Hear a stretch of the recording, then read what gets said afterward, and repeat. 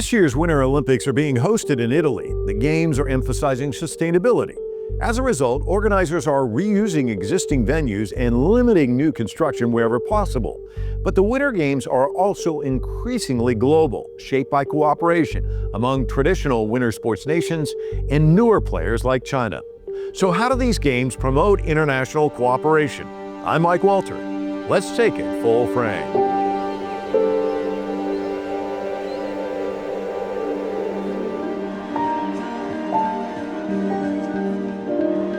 A new Winter Games takes shape.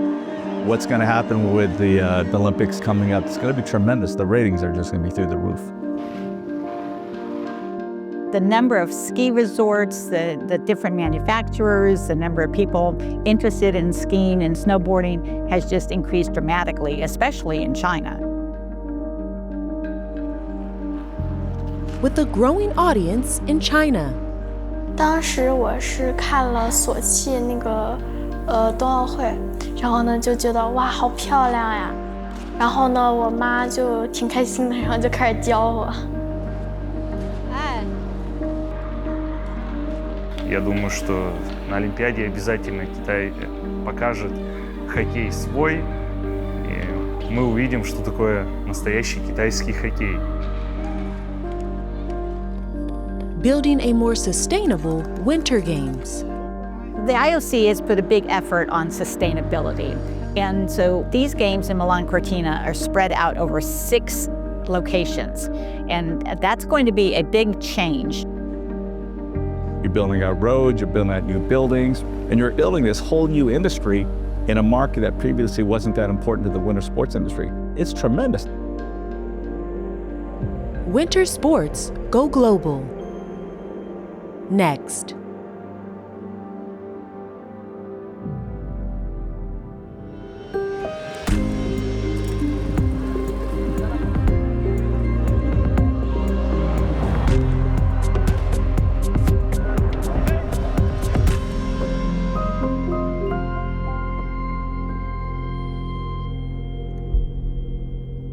The Winter Olympics serve as a platform for sports diplomacy. It brings together athletes and officials from different nations. In recent years, China's growing role in winter sports has expanded that dialogue, from athlete development to global event planning. My next guest is an Olympic scholar who has worked on every Olympic game since the Sarajevo Winter Games. Meet Dr. Lisa Delpy Neirotti.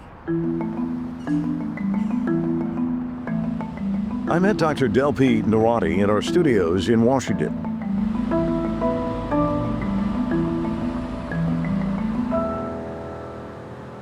Lisa, it's great to see you again. I think the last time we spoke, it was during the pandemic and we had to do this, but I remember how fondly you spoke about Sarajevo, your first Winter Olympics. So this is something you've been charting and looking at for decades now. How has the landscape changed, would you say?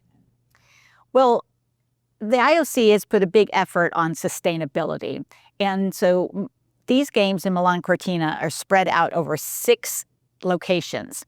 And that's going to be a big change and for the spectators and the athletes. So I'm a little concerned that the athletes are not going to get the full Olympic experience being in a village for those that are not, are in between Cortina and Milan. But I know they're doing everything possible to make it a great experience. And the venues are going to be amazing.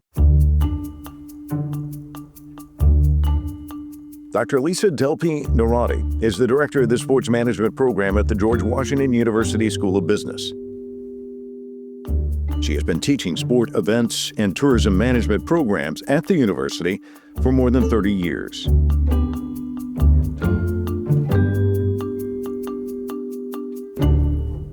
And the business of winter sports obviously has changed from Sarajevo to today. How would you describe that change? Well, I mean, you know, the number of ski resorts, the different manufacturers, the number of people interested in skiing and snowboarding has just increased dramatically, especially in China. Yeah, talk to me about that, because the numbers are kind of staggering, aren't they? Well, I can't believe they have 700 ski resorts, and in fact, they have more skiers than United States does. The only difference is they have 13.5 million skiers. America has 11.8 2008. Americans ski on average of 5 to 6 times versus 2 times for the Chinese. China became the first country to host both the Summer and Winter Olympic Games in 2008 and 2022. The Beijing 2022 Winter Olympics helped introduce winter sports to hundreds of millions of people in a country with limited natural snowfall in many regions. How has it changed, would you say, because of the Winter Olympics? Because suddenly now it's the showcase. China's the showcase for the world when it comes to winter sports. And I don't think before that people kind of thought of China as a winter sports haven. We always talk about Olympic legacies, but I say I am most impressed with the Chinese, how they motivated and inspired the Chinese population to get out and experience winter sports. It wasn't only on the ski slopes, but it was all the ice rinks they built. So I've been very impressed with the legacy of the continuation of increased number of participation in winter sports in China. And following up on that, when we think about these special moments, it's usually the Olympic moment, and that's what sticks with people. And the residual effect probably would be a drop-off. So what you're seeing there isn't necessarily what you see in other countries after the Olympics. So what do you think the magic touch was, in a sense? Yeah, typically we always see a big increase in, say, gymnastics or swimming or skiing right after the Olympic Games. But the Chinese government really put a concerted effort to make a long-term campaign about winter sports. And, I honestly thought that it would drop off, but I'm so pleased to see it hasn't. And I think because they've invested so much in the ski industry, and ANTA and all of the local manufacturers, as well as international, have really pumped money into the industry. Following Beijing 2022, China reported more than 300 million people participating in winter sports, boosting domestic demand and related industries.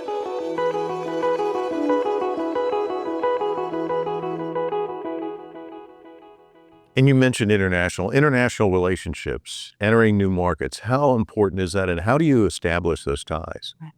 Well, everybody's seeing how many skiers and winter sports athletes there are now in China, and so it's a whole new market for them. So Salomon is the official manufacturer of the volunteer clothes and the workforce in Milan, but I know they're anxious to get as many new customers as possible, and China is a great market. On top of that, you have Aspen and Switzerland and Italy. They're all looking for new skiers to come to their resorts, and so I see a lot more targeted marketing to the Chinese to come ski outside of China. It's interesting. I was in Kentucky years back, and this family had a small little cottage business where there were accessories for skiing. And suddenly the Chinese market just exploded, and they were talking about that. And I think about businesses and in terms of tapping into that marketplace, what's that like for them? Well, skiing is not inexpensive. So you have a lot of accessories, not only the goggles, the skis, the boots, the poles, but the clothing. And so there's a lot to market. And then on top of that, the ski resorts, if you have 700 ski resorts, just think about the snow plows, the snow makers, the lifts. There's a lot that goes into just the operations of the ski hills as well. And you have media rights, streaming content now when it comes to the Olympics. How does China fit into the broader global strategy when it comes to winter sports content distribution? We just actually had this discussion with my Chinese students at George Washington University.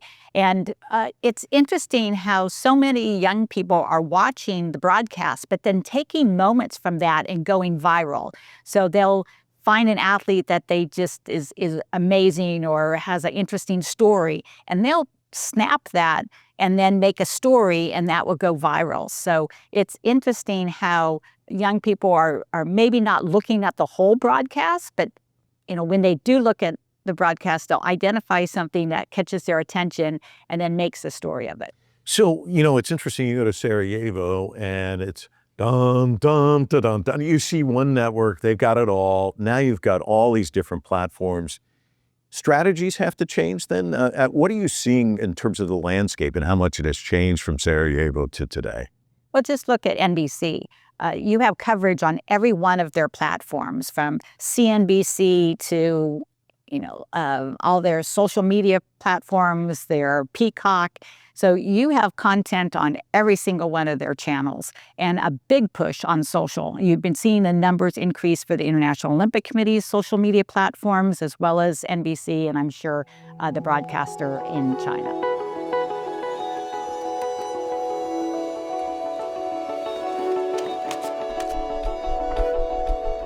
The Winter Olympics serve as a platform for sports diplomacy, bringing together athletes and officials from rival nations in peaceful competition.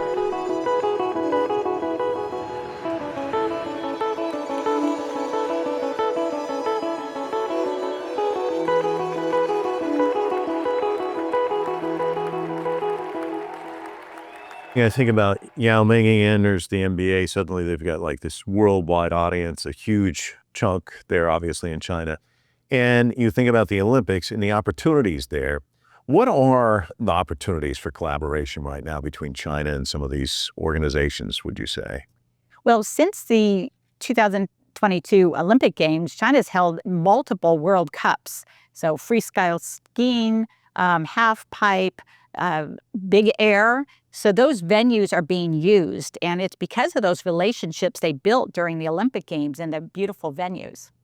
And what do you see China's influence moving forward when it comes to winter sports? In terms of, like, you've got the more traditional winter sports venues, China's kind of just emerged on the international stage. What do you see there?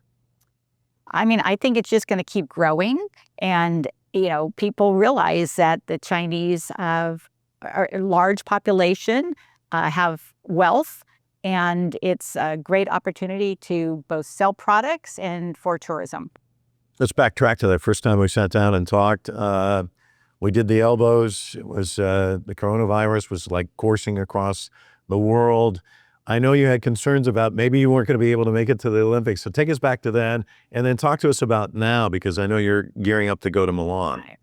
Well, it all worked out great. I ended up working for the International Olympic Committee, taking the future host organizing committees behind the scene.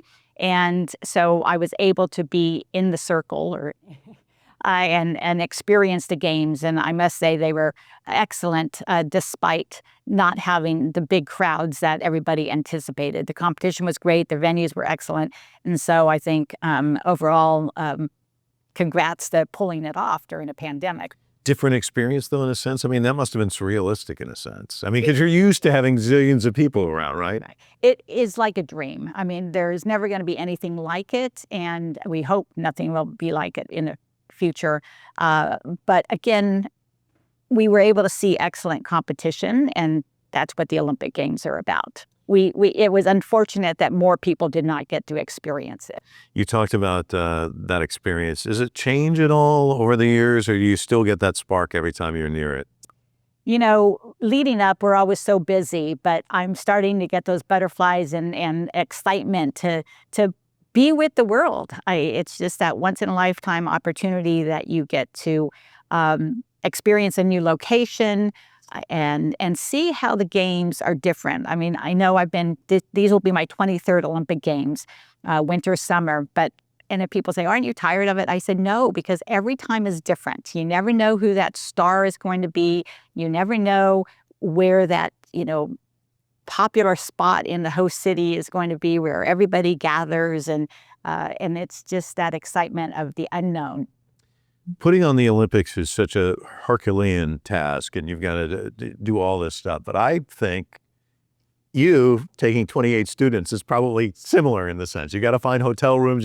So talk to me about logistics, what it's like for you, and what's it like to actually not just see it through your own eyes, but through the eyes of the students for the first time. Right. We start about a year out, trying to find housing and get the students lined up, because our students also volunteer for the organizing committee. So they had to go through the interview process and get the training done.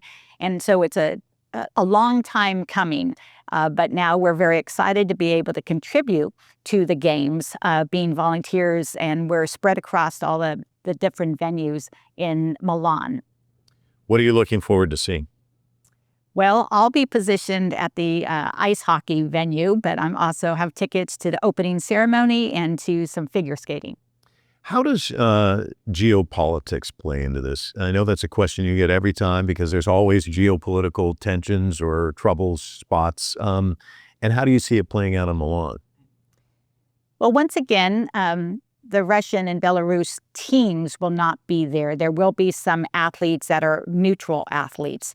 And then, there's always other discussions leading up to the games. That's a lot of the talk because media needs something to talk about leading up to the games. But oftentimes, once we're there, the focus is more on the competition. These discussions are always going to be happening. But what's most important is during the games, can we all come together and hopefully have some peace and some unification? Which is what the world needs right now. What about China? Can you give us a snapshot? What are you expecting from China this time around? Well, Lynn was such a star at the last time around. And, I'm sure there's going to be another breakout athlete that China is going to be very proud of.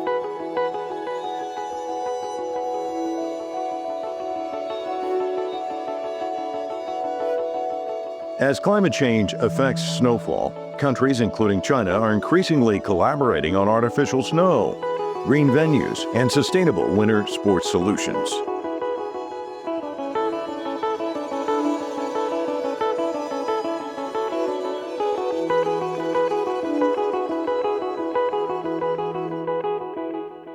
What are the things you try and highlight for your students when you go there to Milan? What are the lessons that you want them to come away with? The lessons that I'm looking for the students to get are how large of event this is. And, when you think about the transportation, you think about the media, you think about the hospitality, the sponsors, there's so many different perspectives. And then most importantly, the field of play, the competition. So you have the officials, the broadcast that has to be there, the lighting has to be right, the sound has to be right, all the technical aspects around the field of play, but then the spectators, making sure that they can get to the venue, have a great experience. What are they doing outside of the venue? And then these games are more complicated because they're in 6 different locations. So you have the Olympic Village in Milan, and then you have a temporary one in Cortina that is sustainable because they're all trailers that they come in, then they'll take them all away at the end of the games, and then they're using existing hotels for the other villages. But just think about making sure all the food is accurate for all the different nationalities that are going to be in all these different 6 locations. We've talked about the efforts that you have to take to plan a year out, where you're going to go, all of that, the logistics. And one of the things that always becomes a story about the Olympics, I shouldn't say one of the things that always, but oftentimes I think of Sochi, like people show up, the buildings aren't ready. I think of, Brazil, I believe the stadiums weren't right. There's always this fear that you don't have everything in line beforehand. Can you talk to me about what are some of the problems that countries run into when it comes to setting up for something as grand as this? Well, if I'm sure you've heard in the news that the ice arena, the only new real facility besides the bob and luge run in Cortina that was built, was delayed, and it did not have the best specs, what the NHL would like. So, those situations, but they can play on it. It's going to be a great ice rink for the spectators to see. And, every games always has some challenges. Overall, I think Milan Cortina has done a great job in preparation. And they've also been very thoughtful about how to keep the game sustainable. I've been to China a lot, and of course, you always pass by the bird's nest, and there's always these kind of legacy pieces left behind after the Olympics. And the thing that's interesting is China has been able to incorporate a lot of these into everyday life. It's not just that we put the stadium here and then, the event goes away. And as you mentioned, there's been other sports events in China since the Winter Olympics. Can you talk to me about how countries are approaching this now? Because it's such an investment. How do they do a long-term look that it's not just, okay, this one event and then? So all future host cities need to come to and meet with the IOC to discuss how these games fit into their long-term 25-year plan for that city. So it's not just, hey, we want to host the games and we can build it. It's really, why do you want to host the games and how do these really help you in the long-term plan of your city? And I think China's done an excellent job in terms of reusing the facilities. The cube, how they've turned the water cube into a swim center for use, and also using it for conferences. I was there for an APEC meeting, and then they reused it for the Winter Games. So I love to see the reuse of the venues, and more people should take a cue from China. And China also had kind of a spread out philosophy about venues. Whereas back in the day, I think when you first started seeing it, everything was kind of centrally located. That's been a change as well, hasn't it? Yes, China did have venues spread out, but fortunately you have an excellent train system that was able to get people to the mountains within an hour and a half. I was very impressed with that. Milan is a different story. Milan Cortina, it's a minimum of 4.5 hours, whether you take the train system or drive, and we have been told to expect up to 8 hours. Got to factor in the rush hour traffic, right? Yes. So we don't know what's going to be happening, but the closest venue for like freestyle skiing is 3.5 hours one way. So we're talking big distances for these games. Be like an Olympic event, cutting off people. And the one that was closest to this was Lillehammer, where many people stayed in Stockholm, and it was a 3-hour train ride up to Lillehammer. But our future ones in the French Alps are going to be very similar. I think we're all very anxious to get back to 2034 Salt Lake City, where the mountains are only 45 minutes away. Get your miles in on your trip. Thanks again. Thank you.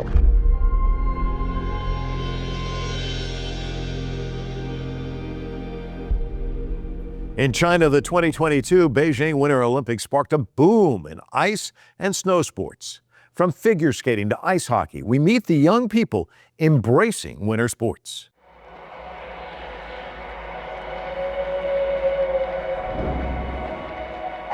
Lu, who won the first Olympic medal in figure skating for China and rose to fame as the butterfly on the ice for her elegant and breathtaking movement on the ice.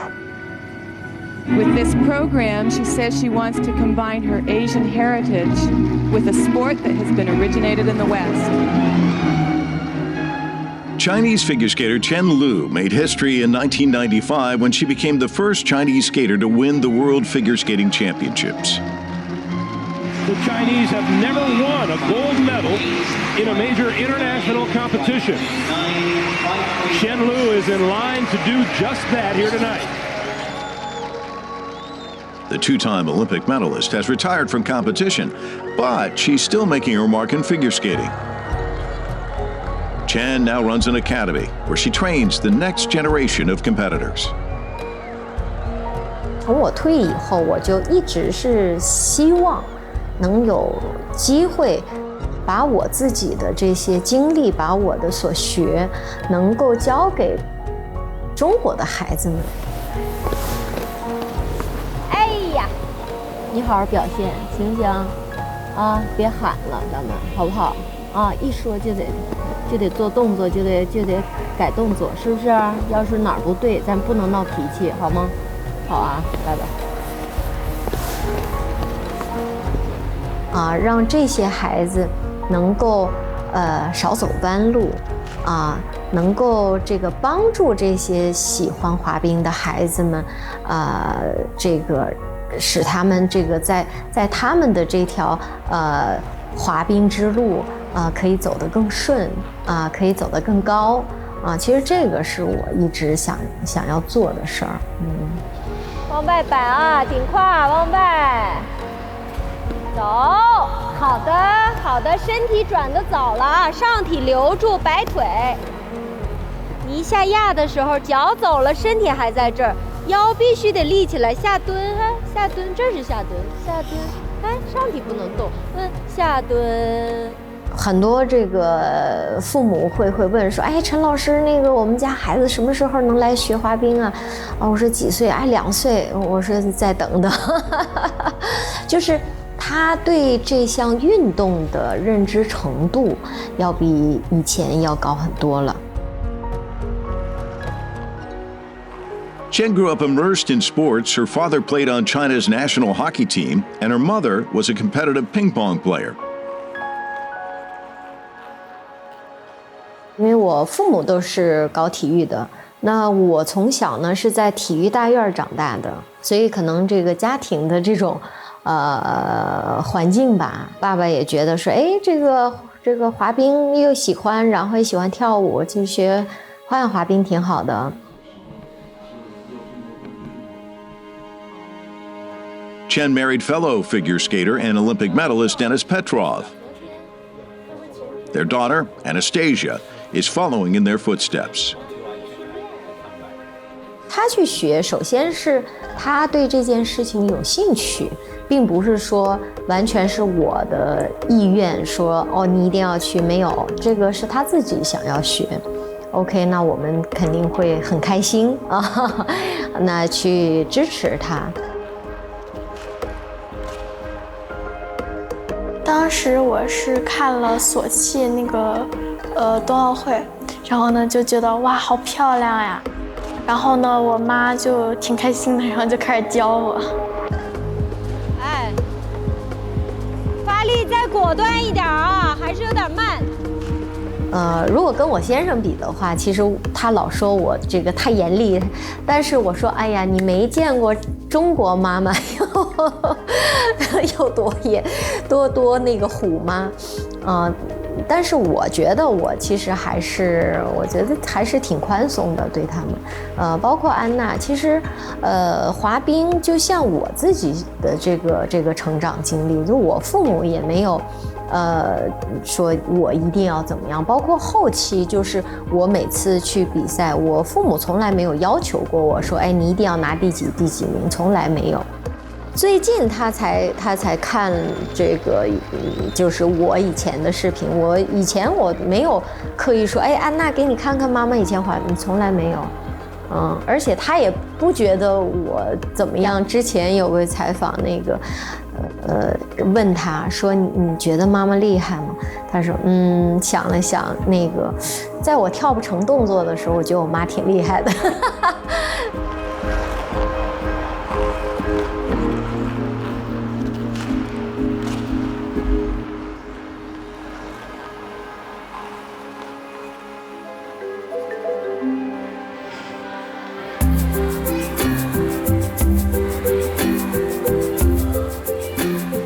Third grader Li Shui Sean prepares to give a presentation in front of his classmates.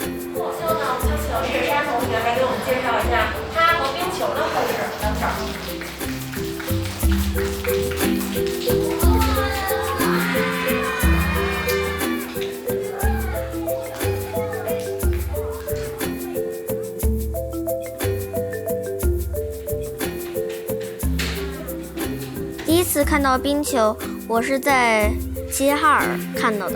我当时的感觉是他们很帅气，很威风。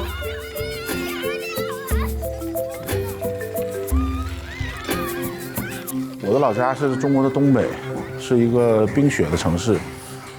小孩呢，在5岁的时候回老家的时候呢，无意中看到了很多小孩在打冰球。他呢就对这个东西有了一定的兴趣，多吃点才有劲儿，有劲儿一会儿冲撞的时候才是吧，记得他第一次上冰的时候是属于滑野冰，也就是在一个湖面上，给他买了一个冰刀鞋。他一上冰，他特别喜欢。他是从2021年的7月7月初开始学习的冰球，等到9月份开学的时候，我发现他有明显的变化。比如说，原来起床会很慢很懒，现在他的这个自己的这种自我的管理能力，我觉得有很大的提升。Faster, Ben! Faster! Let's go! Okay? You look at me. Repeat after me. Do you understand? Doing. Let's go. This. Hop. Here. Когда я еще играл сам в хоккей, профессионалом был, я 10 лет, примерно где-то 10-15 лет назад услышал, что в Китае есть хоккей. Сначала для меня это было что-то непонятное, как это. Come on. 5 лет назад я приехал сюда, в Китай, и очень сильно хоккей, действительно видно, как хоккей в Китае развивается семимильными шагами. В преддверии Олимпиады. 小米现在还是处于一个初级阶段，1对1这个水平，还没有完全的正式的进入到这个队伍里。希望他练一段时间以后吧，能正式加入这种俱乐部的队伍，可以就正式的去打比赛了。因为每周都有比赛，我觉得这小孩还是挺好的状态。对我很严格，如果他对我不严格的话，我就不能尽快组队了。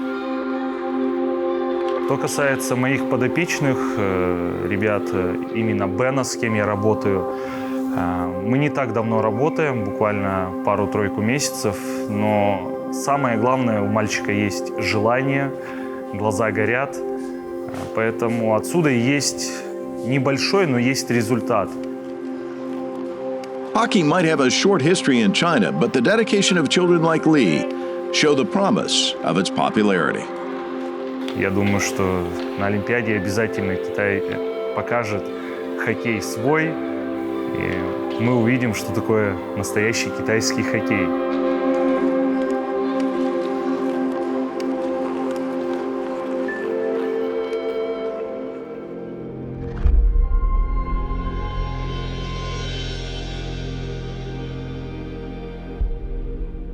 Winter sports economies rely heavily on international cooperation, from athlete training and coaching to event management and sports technology. My next guest is a pioneer in the digital sports space and one of the leading relationship brokers and industry connectors in global sports. I speak to Jimmy Lynn.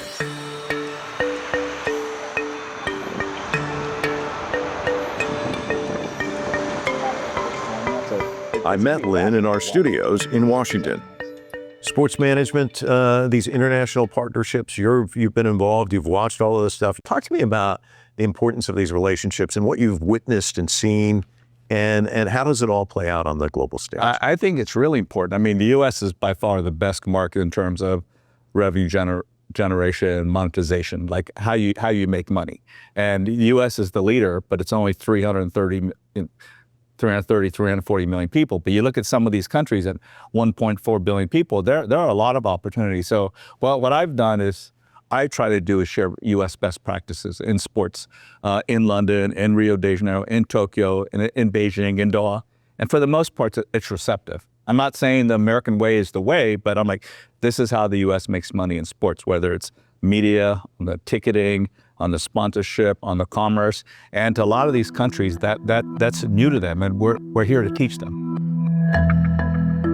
Lynn is a co-founder of Kiswe Mobile, an interactive cloud-based video technology company that builds and operates digital streaming platforms for sports and entertainment content worldwide. You see this industry evolving, Winter Olympics, Winter Games. Talk to me about the evolution, what we've seen since the last time we talked about, and what you see moving forward. Well, I also, if you take a step back and you look at the Summer Olympics and the Winter Olympics, when you and I were growing up, they were always the same year, right? Then in '92 was when it started to go separately, where Lillehammer was held in '94, And I actually was there for that. And it was a really eye-opener for me because you're in this like small town in Norway, right? And, you know, you think about like where the Summer Olympics have been held just recently, right? They were in Rio de Janeiro, they were in London, they were in Tokyo, they were in Paris, and they're gonna be in LA, versus the Winter Olympics, which are, for the most part, in a lot of small towns, like Salt Lake City. I was there for the Salt Lake City Winter Olympics, so it's pretty interesting to see the evolution. But you know, I mean, what's going to happen with the Olympics and coming up? It's going to be tremendous. The ratings are just going to be through the roof. You know, it's interesting. You threw out Lillehammer and even in Milan, I think it's kind of spread out. And there are these kind of traditional markets that you see, right. And then you see like China has emerged as kind of a newer market. Talk to me about the differences between historically, Winter Olympics have been primarily in Europe and here in the U.S. The U.S. has hosted it 4 times. It's in Norway, it's in Sweden, and it's in France. It's been in Canada a couple times, which makes a lot of sense, right? That those are winter ski towns, but it's fascinating them, when they hosted the Winter Olympics in Beijing in 2022, because that's the first time it was in China. It's been in Japan twice, but that's part of this global sports movement about hosting, whether it's the Olympics or the World Cups, in these countries that had never hosted it before. Hosting the Olympics has helped raise the global profile of host cities, spurring infrastructure development and encouraging tourism. You mentioned before we started rolling coming out parties, just kind of how these marquee events can really have something to say about a country. Talk to me about the importance of it all. Oh, it's hugely important. It's part of the company's strategic plan. And, I teach at Georgetown. We have a campus in Doha, Qatar. I still remember meeting with the Qatar Olympic Committee and World Cup Committee years ago. They're bidding for it. I'm like, there's no way they can beat the U.S. for the World Cup, right? We're 330 million people. They're 2.17 million people. And they did, and a lot of people had never heard of Qatar before, but what the World Cup did is that raised the visibility of Qatar tremendously, and that's part of their 2030 strategic plan, right? It's not unlike we talked about last time, the Beijing 2008 Summer Olympics. That was a coming out party because there wasn't much of a middle class. I mentioned I'd gone to Beijing in 2002 for the Beijing Olympic Media Summit, and there wasn't much of a middle class back then. It was just being formed. And for Beijing in 2008, that was middle class and the brands, we are here, right? Like, I love to talk about Visa. Like, credit cards weren't used in China that much back then. It was mostly a cash society. But for Visa, it was a fantastic move. Coca-Cola, it was a fantastic move, right? So it's interesting in Saudi Arabia hosting the World Cup in 2034. It's really like we are here to play. And one of the things that I think is really interesting about China, maybe you can talk a little bit about this.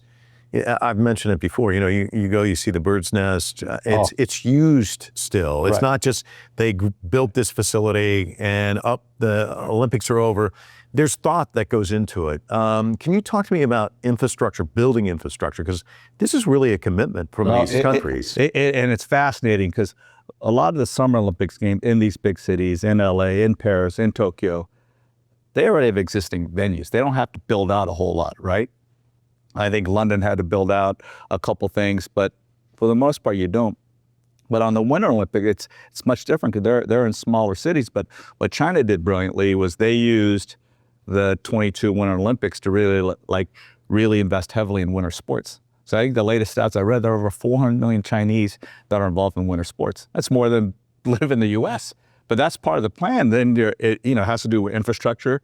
You're building out roads, you're building out new buildings, right? And you're building this whole new industry in a market that previously wasn't that important to the winter sports industry. So think about for brands, right? And ski manufacturers, endemic and it's tremendous. Not only that, a lot of tourists, it's a place for tourists to go. Talk to me about the spillover effect of the Winter Olympics, because it does impact tourism, education. Walk us through that. Yeah, I mean, certain countries have done it really well. I mean, they like to talk about the Vancouver Olympics in 2010, which was a huge success, and for a number of fronts. One, Canada had built out their own platform where they wanted to focus on which winter sports Canadians do best in. Let's invest in that, and they did really well in the medal standings, medal rankings, right? And so, but also the whole like Vancouver, Calgary, the skiing area is tremendous, and it's one of the best places to go. And so that's a key part of it too. Used to be a complaint though, like, oh, you're pouring all this money in, what do we get out of it? But now people have figured it out, right? Right. Talk to us a little bit about China. You don't really think of it as a winter destination, or right. When the Winter Olympics were there, some people were kind of scratching their heads. And yet what we've seen since that time is just kind of this enormous interest in winter sports now in China. And that's the other part of this that people don't talk about. Right. I think what China's always been smart about is investing in the systems and the coaching, right? So back in 2002, when I was in Beijing, they took me I went to meet with the head of the Beijing gymnastics team, the famous teams in the 70s, 80s. When you saw the pictures on the wall, you the guys in the Iron Horse, like those guys are amazing, right? But you saw how much they put into the coaching and what kind of impact coaching had. Because if you look at China, I mean, they did that in those sports, and then more recently, they've been doing that in basketball or soccer or global football, where they say, 300 million Chinese playing basketball, 300 million Chinese playing soccer. But a lot of that is building into those youth systems, trying to identify players that are going to be good. And it works. Technology is also changing how people watch and interact with the games. Talk to me about, from an Olympic standpoint, it used to be and you'd watch it on TV, but now it's different, isn't it? It's fragmented. There's so many different platforms. How do you, monetize it, make it so it works for you? Well, I mean, I remember going to a Washington Redskins playoff game in 92 or 93 with Jim Simpson, the legendary, who lived in Bethesda. And he told me the 1960 Olympics, something like they aired 10 hours of TV programming, right? And then I remember, at AOL for the 96 Atlanta Olympics, 98 Nagano Olympics, 2010 Sydney Olympics, we were trying to get them to put Olympics content on the internet, and the broadcast networks didn't want to do it, right? They used to say, hey, if we're paying $1 billion, we're going to make this back on commercials and sponsorship. It's not going to be. We're not going to show anything live on the internet, right? And so I thought NBC, and I have lots of friends at NBC, and there's a few Georgetown alums running NBC Olympics. They did a spectacular job, I think, with the Paris Games, where they actually showed a lot of the events live on their digital platforms. And then they packaged it to run at night, which is more, around the marquee athletes. But the ratings didn't take a hit. I thought they did a really good job of mixing the digital and the linear TV. And it's like a couple thousand hours of programming, right? And it works. And that's always been my argument. Our argument is how many sports are there? They focus on the marquee sports, but there are all these other niche sports that may not be as popular in countries, but they don't show that on linear TV. But through digital, whether it's the internet or mobile or streaming, you could show everything, right? And you can follow all your different favorite athletes. But I guess the sense would be, just coming at it from a legacy point of view, it's like, oh, it's so splintered, we're so used to getting our nut here, but now we've got to get the pie's cut on so many different ways. Is it getting people to think differently? I mean, what's been, because you've been there at the forefront. Talk to me about it. Well, I mean, AOL was the internet. I mean, my students don't know who it is, but I said, it's how your parents and grandparents got on the internet. But now it's TikTok. Like TikTok and Instagram Reels is really having an effect. And just those short form clips, the younger people, that's how they want to watch content. I mean, I go to the NFL games. I ask my Georgetown undergrad students, how many of you watch an NFL game 3 hours? The answer is 0. They're watching it more on Red Zone, where you're getting on clips, so you're watching your favorite players, right? And fantasy football has effect, gambling has effect. So for the younger generation, they want to consume content much more in short form. They're not there for the long form content. And I think the big media companies are grasping that and programming it across the board. You say grasping, but is there still hesitancy there? I mean, do you still run up against it like when you talk to some of these folks? Some, but they know the truth is the truth, right? And so they are doing that. And, so what's interesting is, the model that we talked about a few years ago was we predicted, direct to consumers coming. And it's coming. And so basically, if you read the sports news, the regional sports network model is imploding, and a lot of teams are getting out of the RSN contracts, right? As one of the issues is, if you're a regional sports network, you can't really tell the team who your fans are, right? But then when you go through a digital way, through direct to consumer, because you have to register for the app, you know much more about the consumer. When we say data is the new gold. So I'm a co-founder of an interactive live stream company called Kiswe, and we do the direct consumer of 3 NBA teams, a couple WNBA teams, and an NHL team. And the chief marketing officer of these teams, like, I have access to I've never had access to all this data before. When you have access to that data, there's so much you can do in terms of like marketing, specifically to them, tickets, what kind of sodas they drink, what kind of food they eat. You can provide discounts, and it really creates a great bunch of data, but it also allows you to market much better, and the numbers go up on the D2C model, and that's coming and coming. AI is transforming the games, helping commentators track athletes' movements, and organizers track energy efficiency. I've attended 4 or 5 major sports tech conferences the last 2 years, and C-level executives, team owners, brands, media companies, and usually at the end of it, it's 5 minutes to go, they'll say, "Hey, Mike, what's coming? You have a minute. What are you focusing on in the next 3 to 5 years?" 95% of every executive at all 5 conferences says AI, how AI is going to be transformative. We're still in the top of the first inning. We're maybe 3 years away, but it's coming. And then the last NBA Technology Summit last February, Jensen Huang, the head of NVIDIA, got there, and he was just fascinating about how AI can impact sports in different ways. So as my co-founders of Kids, we are these brilliant PhDs, technologies.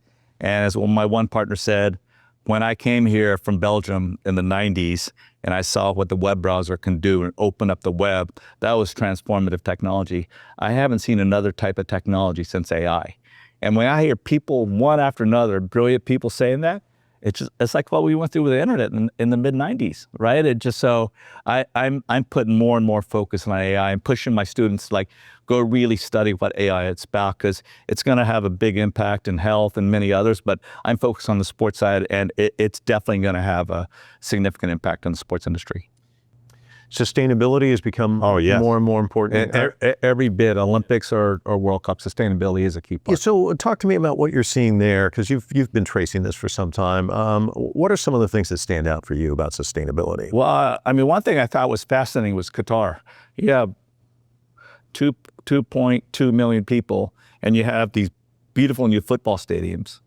What are you going to do with them? Who's going to go to the matches? But what they did as part of their bid process, it was like, let's take part of the stadium and give it to less developed countries. And I think that part is fascinating when they do that. You look at Brazil, the Rio World Cup in 2014, the stadiums are in disrepair for almost every one. They built that one stadium, the only way you can get to the stadium is by boat, right? And then they built the stadium in Brasilia, their capital. They don't even have like a Division III league. So you have a 45,000 seat stadium and less than 10,000 fans can go. So, there's a whole revenue problem there. What are some things that these newer emerging markets can learn from more established markets like the United States who've been playing this game for some time? Well, I just think in, building out the arenas, not just building out the arenas, but how do you really monetize the arenas? We look right down the street at Capital One Arena. They host 220 events a year. That's a lot. But what they've done, it's being transformed. They have these new vault suites, which are VIP. So it's not just for sports events. It's actually businesses that have those suites can use that for business meetings, for personal functions. So all of a sudden, the arena is there for 365 days a year, not just being used during the days of sports events, right? So think about that. Think about for NFL football. You have 8 home games, maybe 9 home games. You got this beautiful stadium. How do you really leverage that more often? So I think some of those best practices are being shared internationally. One final question before I let you go. How do you think, because it seems like you're at the front end of all the trends, when everybody is jumping in after, it's been around for 5 years, now's the time to jump. Well, what is it about your thinking style that causes you to say, now's the time to move? In order to survive year after year, you have to be on the cutting edge. So it's like, be around smart people, ask a lot of questions, and listen. And that's what I've been doing for 30 years. And so I read a lot, listen to the podcasts, and you see what the experts are saying. And it's here. And then I think a lot of people are afraid to get out of their comfort zone.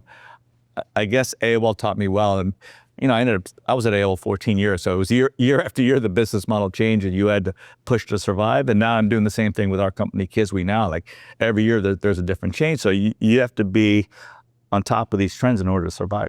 Change, adapt. Change. Yeah, those are the two things we have to do in life. So great to see you. Thanks so much. All right. For more episodes, go to CGTNnow.com. That's this edition of Full Frame. Our thanks to Lisa, Delpy, Neirotti, and Jimmy Lynn for their perspectives on the Winter Olympics.